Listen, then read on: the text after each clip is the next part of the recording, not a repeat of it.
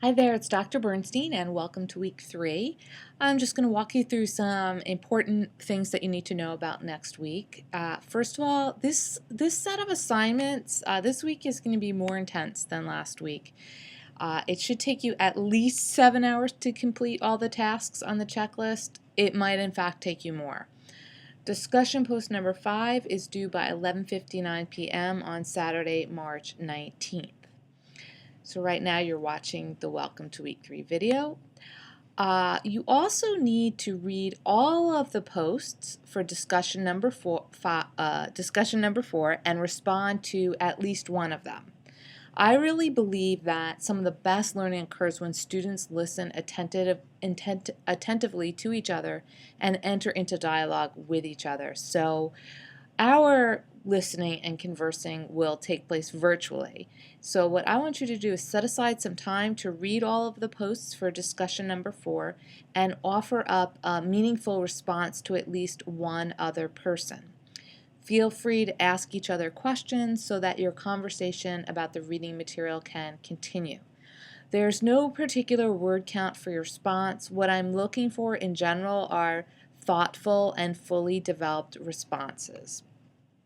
I just want to show you something that you can do to make it easier for you to read all of the posts. So I'm going to go over to our discussions. And right now I'm going to show you, just for the sake of things, the comparisons that we had.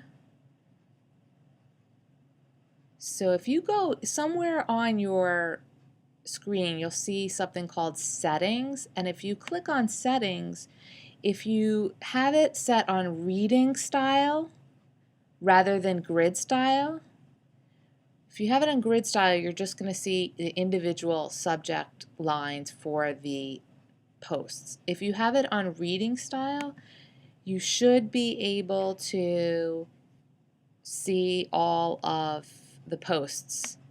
So you can just scroll through and read everyone's responses. If you have any questions about this, get in touch with the D2L help desk.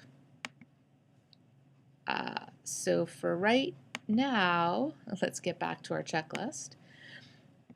That's one of the first things you need to do. Read all the posts and respond to at least one of them. That is not discussion post number 5. This is separate.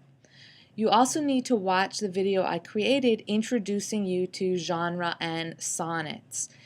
This will provide you with valuable background information that will make it easier for you to read and understand the Shakespeare sonnets.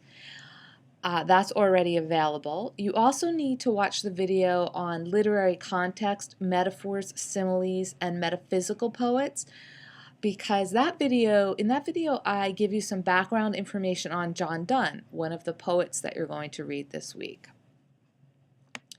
Then I want you just to read this section about approaching the reading and asking questions. My belief is that it's highly likely that you're not going to understand every line of the poems you're about to read. Don't worry, and definitely don't consult outside sources. Just make your best effort to get a sense of what is going on and employ the strategies you learned from the videos. You should feel free to ask questions by posting them on our poetry discussion board. You can just click right here to get to that part of the discussion board. But really, that's asking questions makes you look smart rather than stupid. I know some people are shy about that. Then you'll see that there are a bunch of things for you to read. The Shakespeare's 2 sonnets, excuse me, John Donne's The Flea, and I would like you to watch and listen to Billy Collins read Litany on YouTube. That should be pleasurable. And the other poems, again, you want to read and print them out, of course, because by printing them out, you can really mark them up, and marking them up will help you understand them better. I want you to check out the topic and directions for essay number 1. So if you click on here, it's going to take you over to the content section of our D2L site. and there's some important information about your first essay. You already know it's due on March 26th. Here's the topic. There are a bunch of special instructions, so read them and ask any questions that you might have.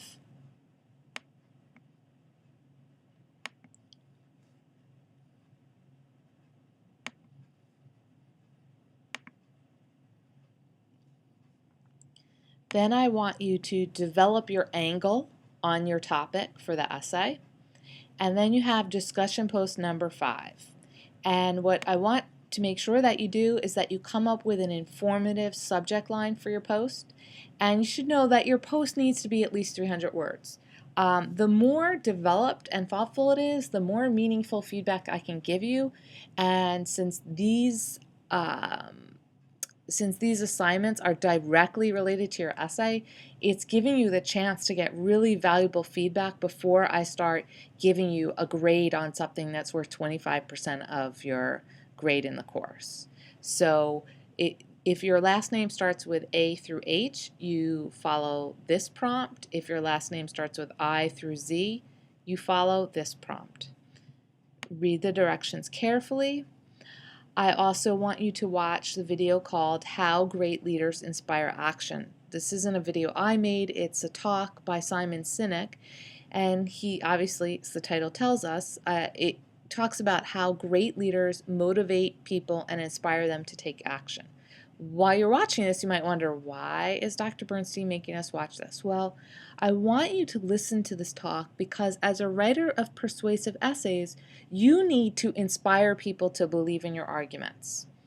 And so you could have an opening paragraph that has all the technical requirements, but it might just sort of fall flat because you're not getting into the why of your cause. So you'll learn this, you'll understand this in greater detail once you watch this video and once you watch the following one that focuses on opening paragraphs. So these are 2 other videos that you need to watch, and there will also be a video posted shortly on body paragraphs. So that's what you need to do for this week. There are a number of things, reading, watching, and writing. So it will be a little more intense, but you should get through it, and this week is really going to prep you for next week when we get even into more detail in terms of your actual writing. So good luck and have fun.